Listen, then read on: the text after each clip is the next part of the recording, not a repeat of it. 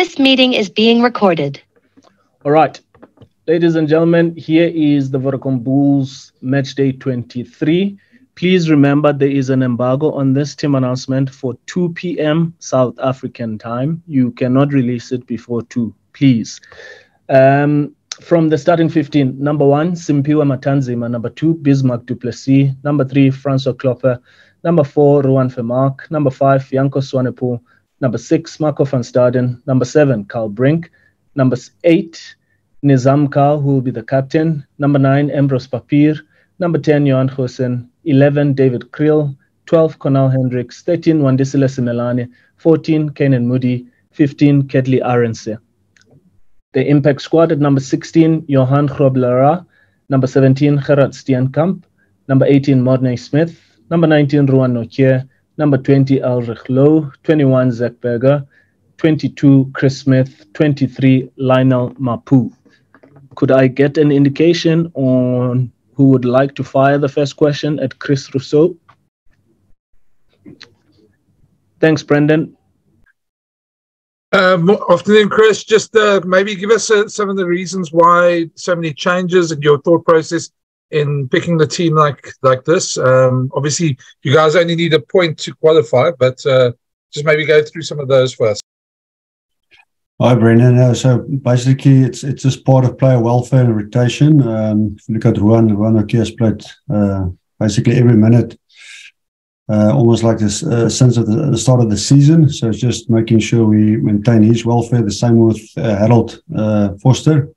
Since his injury that he came back, he's been obviously in every game up until the end. And then just a part of the rotation and planning we had before probably the beginning of the year. So it's just following that process. And we feel this team can do the job for us. And then we've got a solid bench coming up. And just maybe your outlook, given the fact that you still just need 1 point to qualify. Obviously, you guys are going to be going for the win, but it's your first time in France. Just maybe talk a bit about that. Yeah, I mean, in a game, the win is important for us. The most important thing is basically the process. I think the last 2 games, we managed the game quite well, and we just like to continue in terms of how we manage the game. That momentum is important for us. First time in France, so obviously that will be experience. Obviously extremely cold at the moment. You have snow, so it'll be a great challenge for us. The guys are quite excited. We know Lyon will probably pick their best side. They still got a chance to making it, even though it's a mathematical chance that they'll go full out at it. For us, it will be just to see how we can handle that pressure. And like I said, making sure that the lessons we've learned last year, the last couple of games, so we can maintain that momentum in terms of how we manage the game. Thanks, Chris. Okay. Thanks, Brendan. Ashford? Thanks, Lunga. Hi, Chris.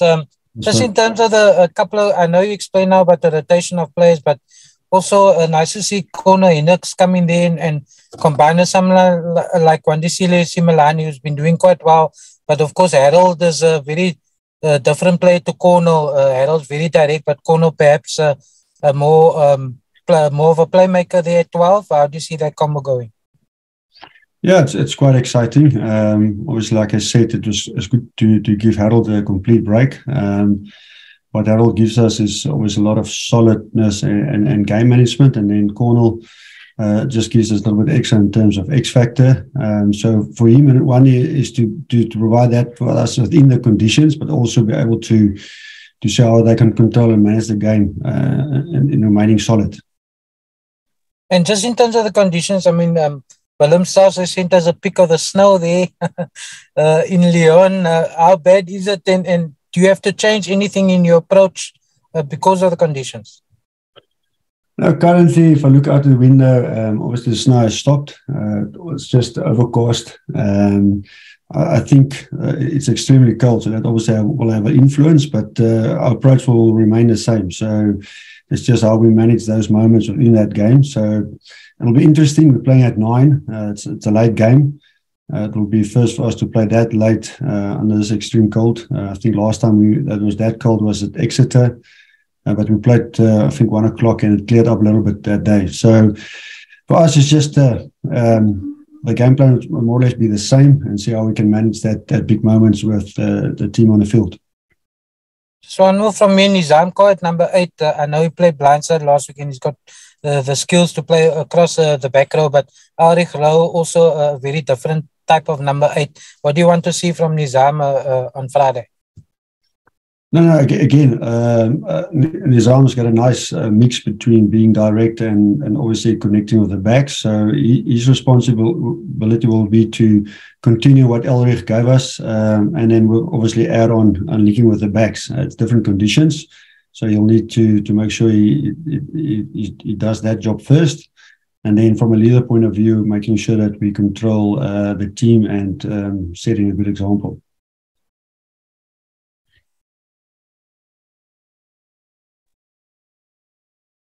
Thanks, Rashfaq.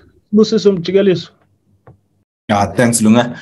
How's it, Chris? I was also going to ask about that lovely white caked field that you guys might play on. Is that even playable in terms of surface? You haven't heard anything about the game being in jeopardy?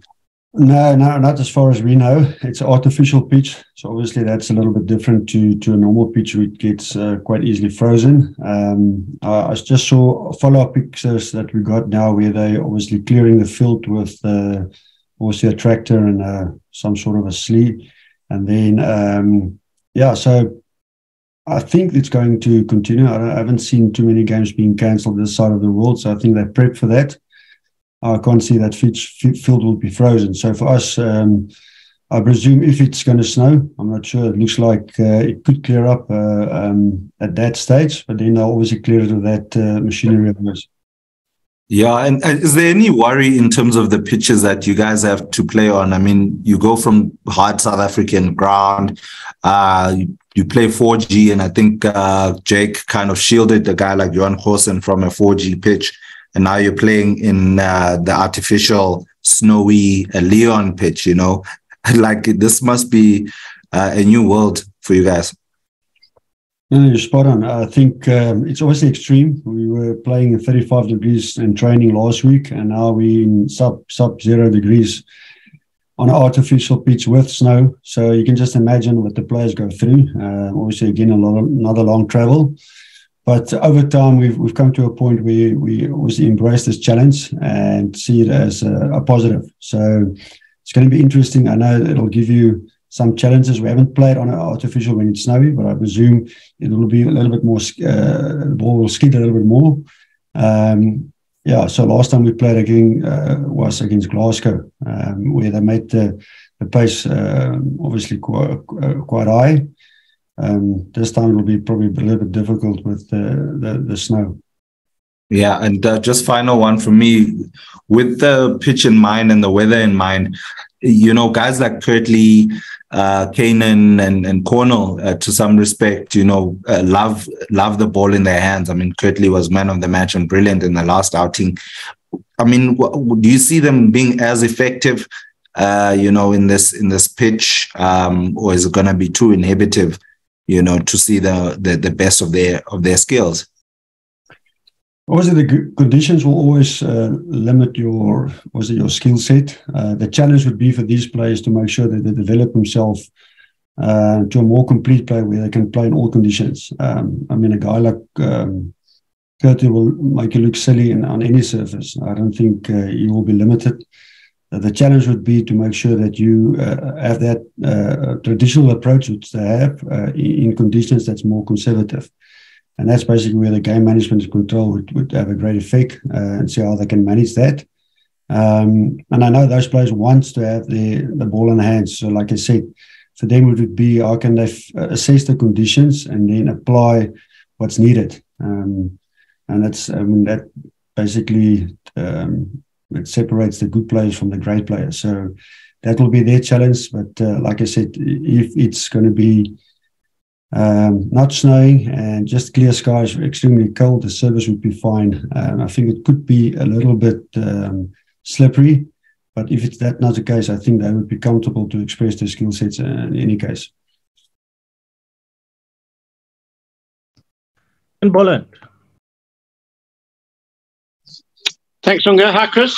Hi, I guess the good thing, and it's obviously because of all the work you guys have done in the weeks and months leading up to now, is that even though you make a whole lot of changes, it doesn't really feel like a B-side. It's got that sort of mix of, of first choice players, if you like, but obviously able to rest some guys as well. Yeah, I think you got it spot on. So it's important if you're in the group that you put your name on the team sheet as a player that can play these games. The more we do that, the more you grow the group, and that's part of Jake's plan. And it's important that when you get the opportunity, you can show that you are a player that can execute the game plan in the first 60, and then the guys that come as impact players can finish that job. So there's different roles in either starting or coming off the bench. So sometimes if you confuse the two, then you've got guys that wants to come on and prove themselves. So the idea is to make a solid group where you can put any team on the field, and there's not a mention of a weaker side. Okay, so that's basically what the long-term plan is. And every opportunity, we know it's going to be extremely difficult. We know Lyon is I think they're currently top 6 in top 14, so they are an extremely good team. I know Saracens, when they came here, just beat them, I think, 28-20 right in the last second. So it's going to be a great challenge, but it's obviously for us an opportunity to see how we can grow our depth in terms of how we manage, like I said, the big moments. And for any player, you want to be in that bracket where you get seen as a player that likes to manage these games. And once you do that, you get a group of 25, 30 players that can play any game. And Chris, obviously you guys are going for the win, but needing just 1 point to qualify, is it kind of worth taking a few more risks to try and get 4 tries? Yeah, for us, the most important goal for this week is basically maintaining the momentum of our process and how we and our decision making.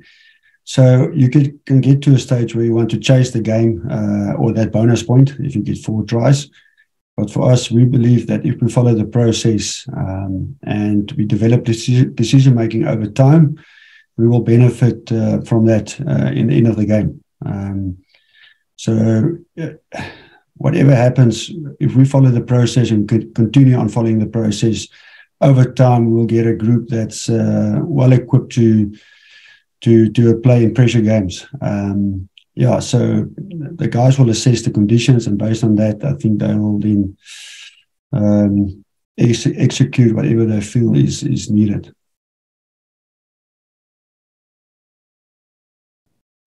Thanks, Kenneth. Any other questions, or can any other questions, or can we let Chris return to his day-to-day activities? There's one more, please.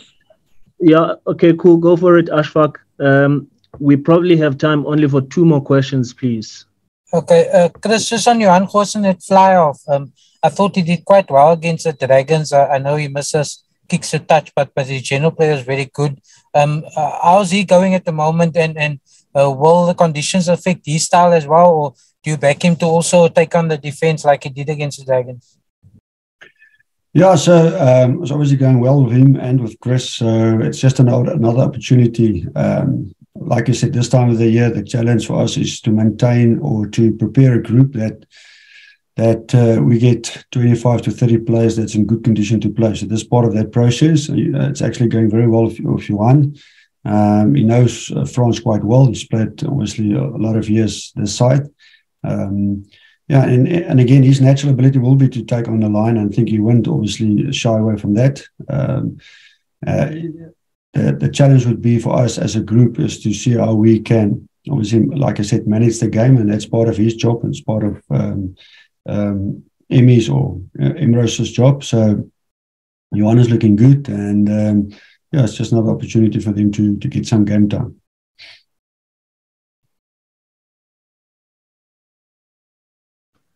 Cool. That should be it. Ati, are you good Warren, Carl? All right, cool. We shall call it. Yeah, sure. All right, cool. We shall call it. Thank you so much, Coach.